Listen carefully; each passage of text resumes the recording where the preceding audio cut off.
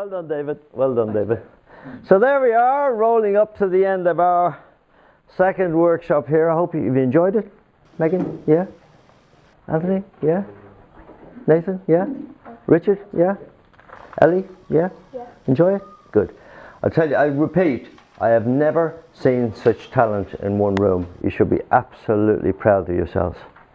But what I'd like to do now is bring up the Toastmasters individually. Graham, do you want to join me up here? Oh. Graham Gardner. 15 minutes of fame. Thank you, Graham. David, would you like to join us up here? Jacqueline, would you like to join us up here? Kate, come on and join us up here. Dorothy, come on down.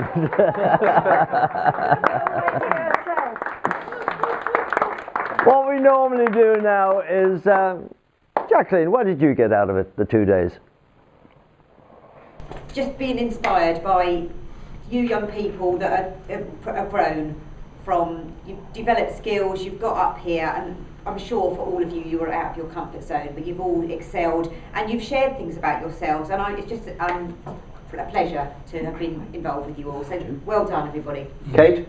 I love seeing people improve, and all of you improve so much. It's a joy to see people improve, it's a joy to see people actually become themselves, gain self-confidence. You all did that, it was wonderful to watch. David? Well, I have to say it was a great encouragement to me to see how you've all developed, and it's been a pleasure just to sit alongside and to talk and to get to know you, and it's actually encouraged me to want to do this more in the future, so thank you. Graham? Yes, the point for me is it's just lovely to see people grow, and you have all grown in just this morning that I've been with you. From the time you first came in, some of you perhaps a little bit like this, and now look at you. You're all bright-eyed and bushy-tailed, and that is fabulous. Dorothy? Yeah, I think it's the 9th group that Dec and I have done, and this is not flannel, this is the truth. You're the best group we've had, you've progressed the most, and you're the most employable group, because in the other groups there have been some people that we've seen that would never be employable, but you're the star group, and Dec will bear me out on that, and that's the honest truth, it's not flannel. So that's lovely.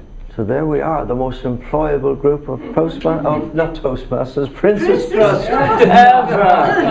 Now, as a parting gift to each of you, we don't do this very often, we're now going to give you 3 incredible speaking tricks.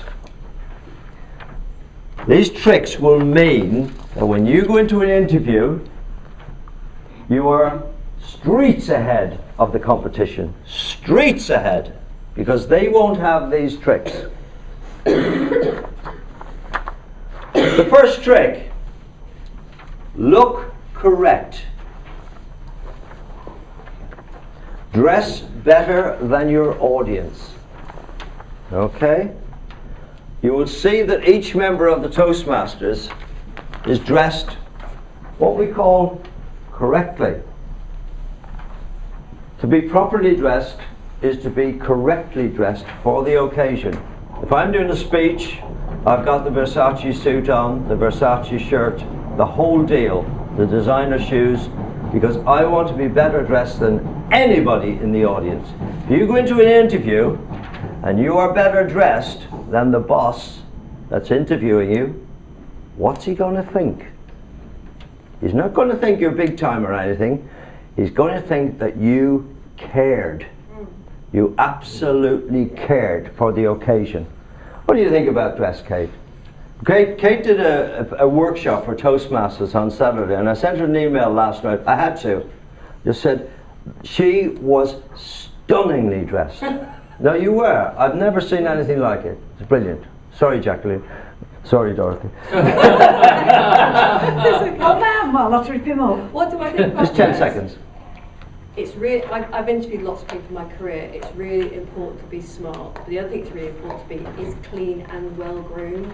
So people underestimate things like having your hair properly styled, just looking clean and neat and tidy, as well as being well dressed. You probably get told this a lot, but when you're sitting on the interviewer side of the desk, you really notice somebody who hasn't made an effort, because it looks like they don't care about themselves and they don't care about getting the job, and that's the critical thing you'll take away. And remember what I said the last time, you are on view from the first second you walk in that door. Not from when you sit down, not from when they start talking to you, from the first second you walk in that door. You go to Italy, go to Spain, go to France, go to the States, go to Ireland, and all the guys are looking good, okay? Can I just add one point on that? I've employed many people over the years, and the decision whether or not they get the job has always been made, despite the length of the interview, in the first 30 seconds between greeting them at the door and taking them through to the interview room. Yeah. That's when it counts. Your first impression is the only first impression you can ever make. And if that is right, if you present yourself boldly, clean, smart, and look as if you mean business, you'll be in. And just a final point on dress, final point, because we get this from young people all the time. Oh, I can't afford it. Well, what do you ask for when you get a birthday coming up? Oh, I want an iPod. Oh, I want an iPhone. Oh, I want a Kindle. Why not say, I'd love a suit, and I'd love a proper shirt. And incidentally, the boys, I shouldn't say, the young people, young men, do you know your shirt size, Nathan? Do you know your shirt size? Roughly. Sorry? Roughly. Anthony? I could estimate. Here's a good one, Reese. Well, that is unbelievable. You're shooting yourself in the foot. You have to know my shirt size is 15, because you have to wear a properly fitted shirt with a proper tie. Alliteration. We went on about magic threes. Alliteration is just 3 words. You'll see it on the sheet. 3 words start the same. I'm desperate. I feel deserted. I'm depressed. You do that at an interview, or you do that in a speech, and people will sit up. Rhetorical question. This is a really good one. You notice we were doing it all the time. What do you think of that, Ellie? It's a rhetorical question. We're asking you for the information. What do you think about the trains walking outside? We're inviting answers. You do that. And the boss says, why do you want this job? And you say to him, why do you think I want this job? See what I mean? He will know that you're an intelligent person. So there we are. And the final tip, as we come up to 12 o'clock, beginning, middle, end. And every one of you did that today. You listened to what we said the last time. So there we are. I always like to do my trick, the famous Cluskey trick, because whatever you do, be on time when you're speaking, because you will always be asked to speak for a specific length of time. You will never be asked just to speak. We want you to speak for 30 seconds.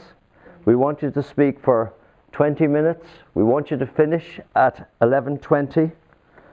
I want to finish at 12 o'clock. Thank you very much.